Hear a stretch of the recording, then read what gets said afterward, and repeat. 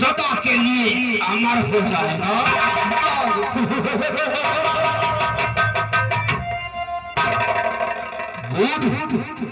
बहुत सही।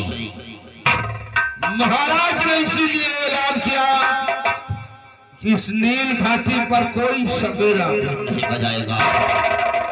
अगर ये मरी निकल जाएगी तो महाराज कंगाल हो जाएगा। आया दिनांक, आया दिनांक। दरबारी लोग अब ऐसी बात है, इस नील घाटी पर नाग और नागर है, उनके पास नागमणि है, तो मणि हम प्राप्त करेंगे। इन सालों को यही पर मार देंगे, क्योंकि ये भेद किसी को मालूम न।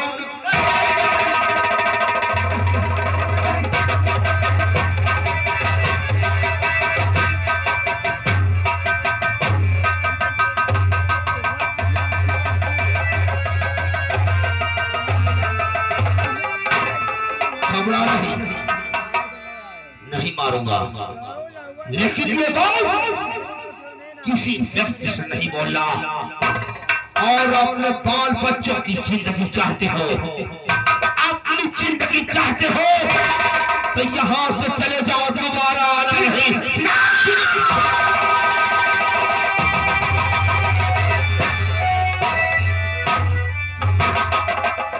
अब मजा आएगा। मैं सदियों से सोच रहा कि यहाँ का सम्राट बन जाऊं, लेकिन नहीं, आज तक मेरे सपने अधूरे रहे। आज इन नाग और नागन को हम खोजेंगे। अगर मिल गए साले तो चला दूंगा गोली और नागमणि खींचकर प्राप्त करूंगा। आओ आओ, चलकर आगे देखते हैं ये नाग नागी कहां पर।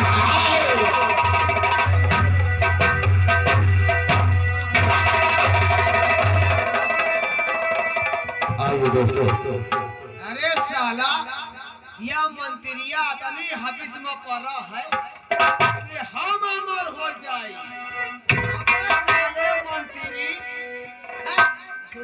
मंत्री जी मर रहे,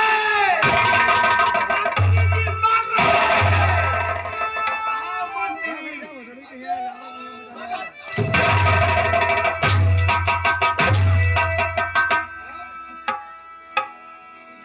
क्या बोल रहा? मंत्री जी मर रहे हैं।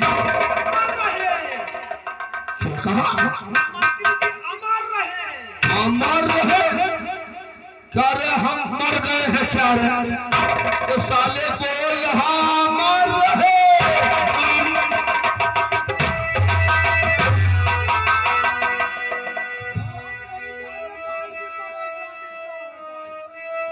अमर रहे किसको बोलते हैं रे? जो इंसान इस दुनिया से मर जाता है उसको कहते हैं अमर रहे। हम लोगों को लोग क्या कहते हैं? जिंदाबाद।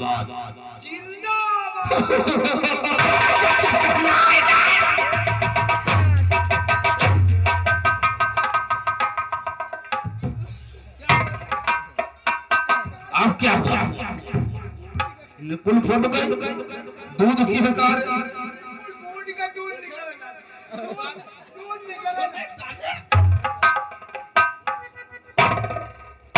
उठा बंदूक और चल कर ढूंढते हैं ये नाग और नागन कहां बनाया।